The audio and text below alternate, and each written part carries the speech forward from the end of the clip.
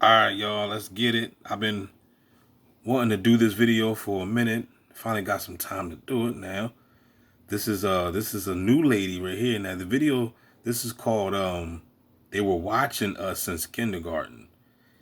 And she always talks about this gateway, the gateway programs. Her channel is Wicked Mysteries. And even though I just gave y'all everything, it's still gonna be a nut in the comments. What's her channel, D? It's always going to be. That's just the way it is. But anyway, let's hear this young lady speak. At first, these were just scattered memories, but now thousands of people are saying the exact same things: a pink liquid, a windowless room, and a gifted program that felt more like surveillance than school. Tonight, we dive even deeper into the GATE program. Stay tuned to learn all about the very bizarre history of public education, government overreach, and the confirmation that yes, you were actually chosen for a reason.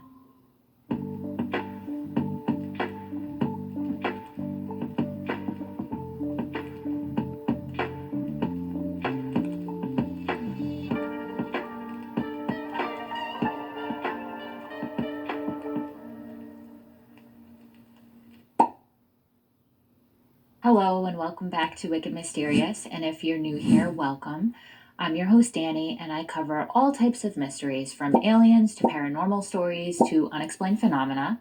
And before we get started, I just wanted to let you know that channel memberships are now open.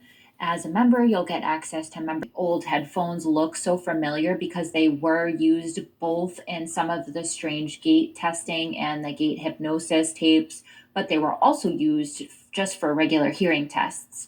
I think I can prove that the hearing tests given by the school nurse were normal hearing exams and not related at all to psychic testing or psychic phenomena.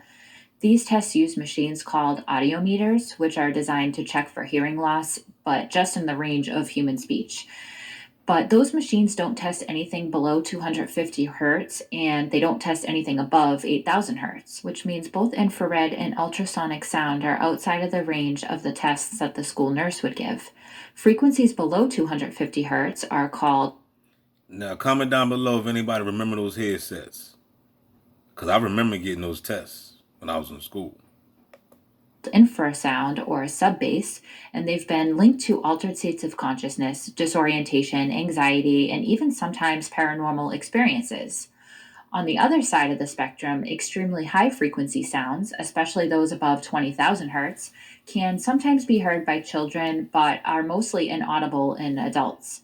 Some experimental studies have associated ultrasonic frequencies with heightened awareness, brain stimulation, and other non auditory perception. And these sounds are sometimes referenced in studies on brainwave entrainment and psi phenomena, especially where frequencies interact with the nervous system in ways that you can't really notice.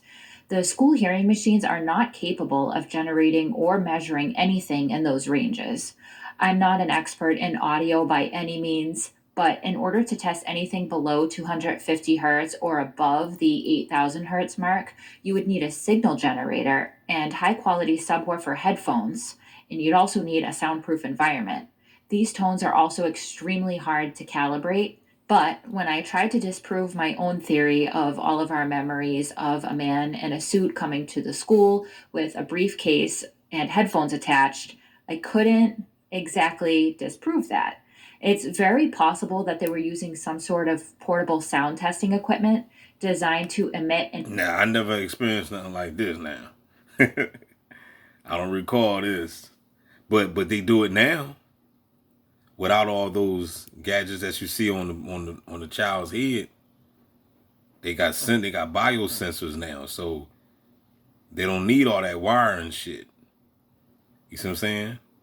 They can go inside you and know all about your vital signs, your neurological signs, everything, all about you, what's going on inside, your DNA, your mitochondria, your Akashi records, all that.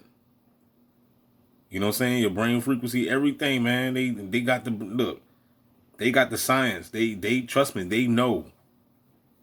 Okay, this hive mind is real. monitor reactions to certain frequencies that were beyond. So the whole time while we going to school, Matter of fact, what's that? It's called Generation V. It's on Prime.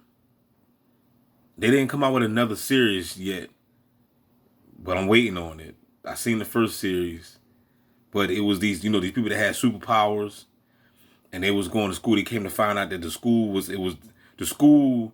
They wasn't learning nothing from the school. The school was learning from them. And it's the same with y'all people, man. Y'all just ain't wake up to it yet. Somebody is waking up to it. Somebody is watching my video. I'm talking to somebody. I know it's gonna be a whole bunch of people. I'm not. There's a bunch of bots. I know. I understand that. There's gonna be some chosen ones. My tribe is there listening. You know what I'm saying? You are the one that they're experimenting on. The series called Generation V. It's on Prime Amazon. And that's what it was about. They was in school the whole time they was being studied. It's the same with you, player. You are being studied day by day. So if they're studying you, then you need to be studying them. Who are these people? And what do they want from you? You need to study them. You need to study you. You know what I'm saying? These people know. They know that you are that one. Like that movie. Normal hearing range. In fact, military and intelligence agencies have already developed compact devices capable of producing both infrasonic and ultrasonic sounds. And it's used usually in experimental environments, and they So this is what they doing to the TIs, and not just TIs, it's probably everybody in the world, but especially targeted individuals. This is what they do to us while we sleep, while we woke. They're just tracking and monitoring our brain frequencies all day. All day. And they got you on, your thoughts is on broadcast. You know what I'm saying? You look just like that guy right there. They got a bunch of biosensors in your brain. This is the reason why these people are reading your thoughts. This is the reason why they following you everywhere you go. You can't shake them. They like 10, it seems like they like 10 steps ahead of you. You know what I'm saying? Because your thoughts is all on broadcast. You on the hive mind. Remote neural monitoring. are looking to observe neurological and behavioral responses or even emotional responses. It's also currently being used by military and the police for crowd control. And these machines are very unlike the average audio equipment that you would see in the school nurse's office. They're designed specifically to induce certain states, either calmness, agitation, focus, or altered states of consciousness. So, once again, while I can't prove that our memories are true, I can't disprove the possibility. This brilliant device keeps your home cool. Kids had very normal experiences that weren't nefarious at all, and experiences that were just meant to support children with high intelligence that were beyond what the normal curriculum could offer. But we're not talking about that experience here. We're exploring the thousands of claims of people who were also in GATE or something similar who do not remember what happened to them or have very fragmented memories of psychic testing. We're exploring why people remember the headphones for listening to hypnosis tapes. For starters, I read up on the history of specialized education in the United States, though I know that this is common in other countries as well. The history of this program in the United States, though, is rife with problems, and it's actually an incredibly interesting piece to the puzzle. So, the official narrative of the history of GATE is absolutely wild, and it's not at all what I was expecting to find. So, this all started during the Cold War. The Soviet Union launched Sputnik on October 4th, 1957, and the US government freaked out because it threatened the American ideology that we are the best, most smartest, most coolest country in the world. This threat was absolutely not okay with them, so they responded almost immediately by putting a huge emphasis on education to get American children up to speed with the Soviets. In 1958, Congress passed an act called the National Defense Education Act, and it granted it $1 billion. They had two goals. The first goal was to advance public education, particularly in the areas of science and math and engineering, with the specific intent to use educated people as defense intelligence. Up until 1958, education was handled at state and local levels, and the passing of the NDEA was the first time the federal government got involved in education. Also, at this time, NASA didn't even have enough trained scientists to compete at all in the space race. There was a shortage of mathematicians, too.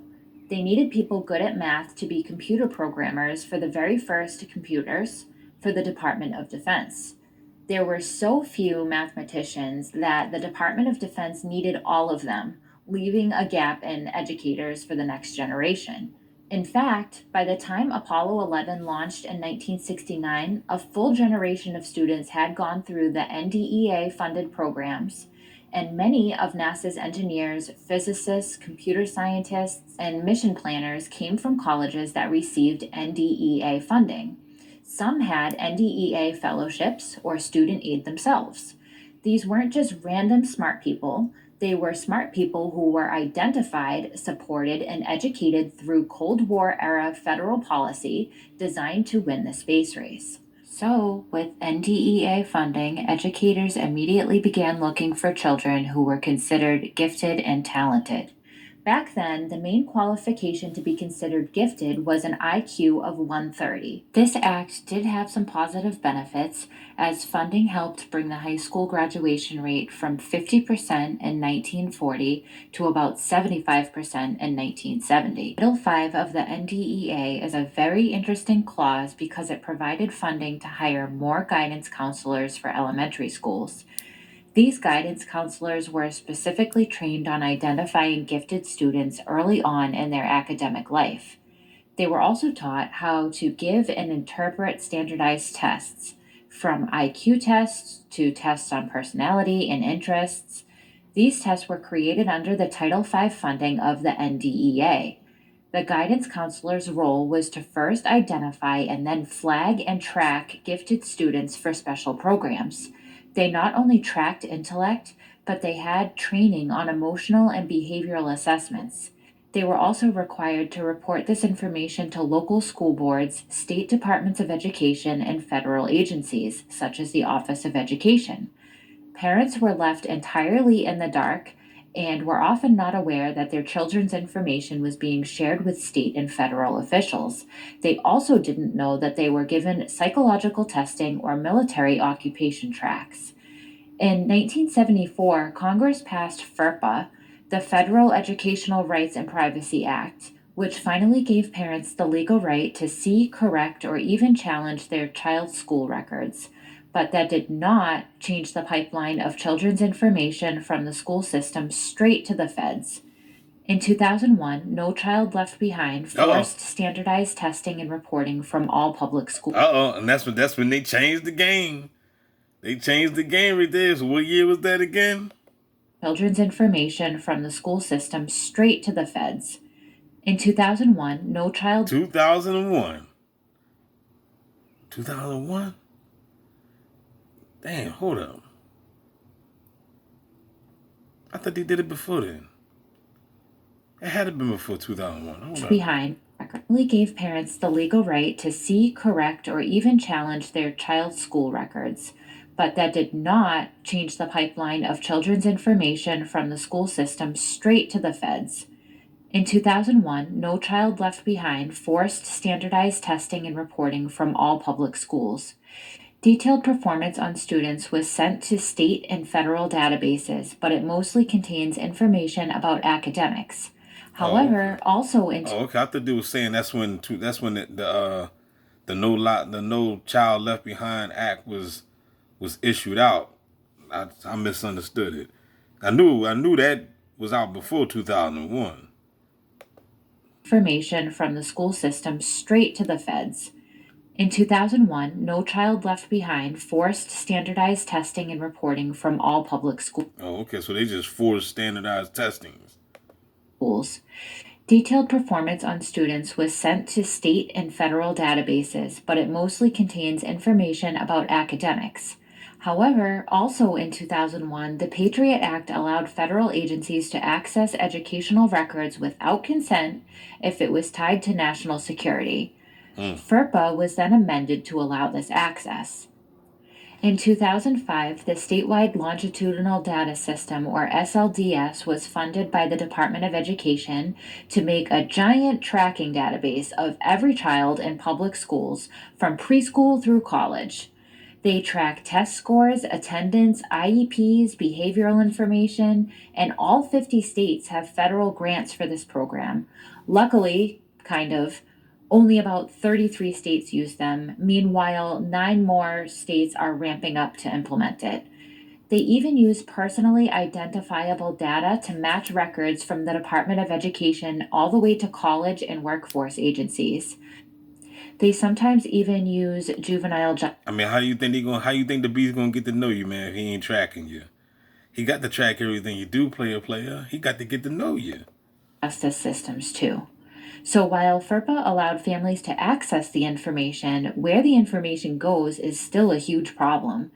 There's now a permanent record that follows you from childhood to career, and you have no say and you can't opt out.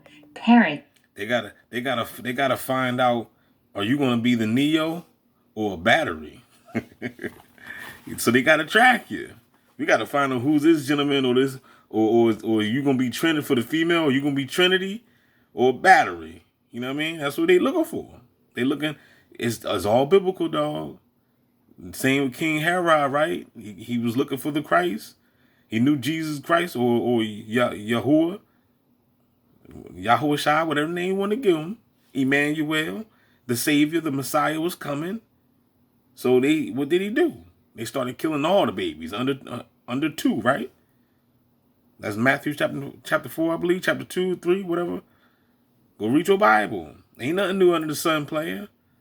This is still going on. It's going to always go on as far as I'm concerned. I don't know. is still, they sometimes even use juvenile justice systems too. So while FERPA allowed families to access the information, where the information goes is still a huge problem. There's now a permanent record that follows you from childhood to career, and you have no say and you can't opt out. Parents aren't even allowed to opt their children out of it.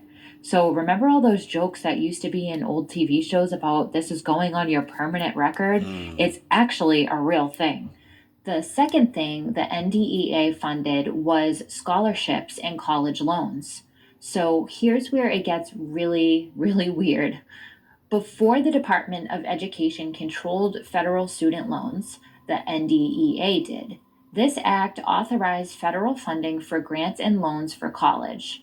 But the strange part is that Title 10, Section 1000F of the NDEA included a mandate that said all recipients of federal funding had to sign an oath that said, quote, do not believe in and are not a member of and do not support any organization that believes in or teaches the overthrow of the United States government by force or violence or by any illegal or unconstitutional methods. Additionally, the individual had to swear or affirm that they would bear true faith and allegiance to the United States of America. They would fund your education, but only if you used it to benefit the nation and not overthrow it. This, of course, led to many protests, including a protest from 152 colleges who said that this clause threatened academic freedom. Yale, Harvard, and Princeton all refused federal funding under NDEA. President John F. Kennedy then repealed this clause in 1962. So, what's curious about the NDEA's involvement with GATE and higher education is the Cold War paranoia that was gripping the country at the time. National defense wasn't just looking for talent, they were looking for obedience. Right. During the Cold War era, they weren't just looking for talent, they were looking for obedience. During the Cold War era, the United States suffered from what's referred to as Cold War paranoia. The fear wasn't about military conflict, it was about influence. The US believed that the Soviets were trying to spread communism, not just through the war, but through ideas. After World War II, the US and the Soviet Union became global superpowers with completely opposing ideologies. The US was a capitalistic democracy, and the USSR was communist authoritarianism. The federal government feared that if Americans started questioning authority, capitalism, or the US system itself, they could be subverted from within. Subversion refers to shaking of the core beliefs of the nation. So stick with me because this does tie into all of our experiences. The enemy wasn't just the Soviet Union, it was American minds being infiltrated by these different ideas. Mm-hmm. And they were partially right. The Soviet Union policy did involve trying to win hearts and minds, especially in newly developing nations like the United States, student movements, and intellectual circles. The fear was that a mind capable of innovation was also capable of subversion. So it wasn't just about developing intelligence, it was about containing it, shaping it, and deciding which kinds of intelligence were acceptable. Facts. In that context, gifted programs weren't just about nurturing talent or intellect, they were also about screening personalities. Who were the rule followers? Who conformed? Who questioned authority?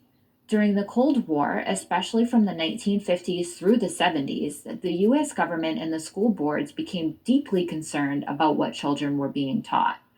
The goal wasn't just education, it was indoctrination into American values, which were capitalism is good, communism is evil, and questioning authority is suspicious.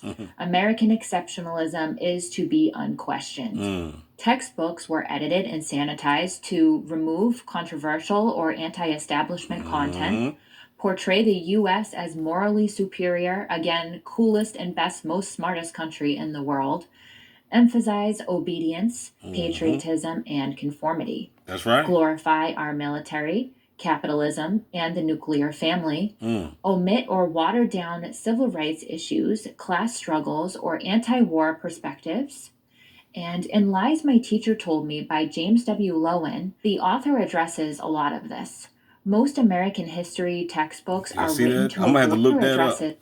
Is this And in Lies My Teacher Told Me by James W. Lowen, the author addresses Lies My Teacher Told Me. I'm gonna have to look that a up. lot of this.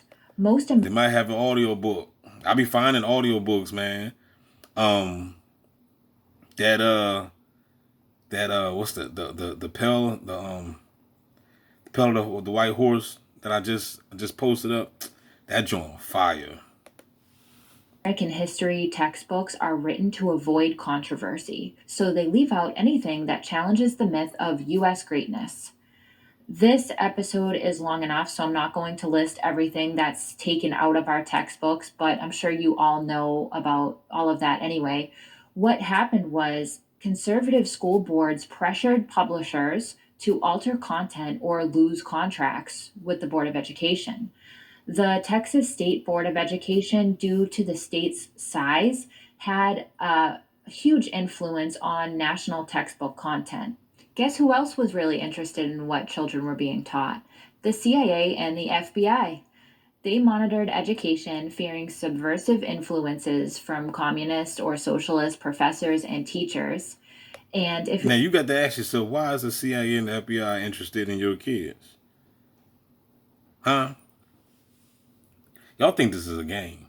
See, I done told y'all before a long time ago, I said that the Alphabet Gang, they're motherfucking ETs.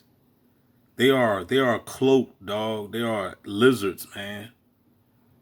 These people, go watch the Adjustment Bureau. That's all you gotta do. Watch the movie Adjustment Bureau. How many times I gotta tell y'all? The movie Adjustment Bureau shows you in the whole damn movie that they were dealing with other beings that was manipulated and controlling shit in this realm. And it's not just Adjustment Bureau. It's many other movies. Many other movies, man. That's just one. That's just one of them of many. size had a huge influence on national textbook content. Guess who else was really interested in what children were being taught? The CIA and the FBI. They monitored education, fearing subversive influences from communist or socialist professors and teachers. And if you remember back in the first episode, we talked about the SRA reading cards that a lot of us remember as being part of the GATE program or GATE testing. They were made by McGraw Hill. Keep being lazy about. I'm going to stop it right there, y'all. It's about 25 minutes. Let me know if y'all want to hear a part 2. You want to hear part 2, man, I'll do a part 2. Holla back. Don't forget to like, share, subscribe. $, the Cash App, 777. Hook a brother up. Support the real. Shout out to Wicked Mystery. Keep dropping that heat. DB going to keep dropping that heat. We going to drop heat together. Holla back, y'all. We out.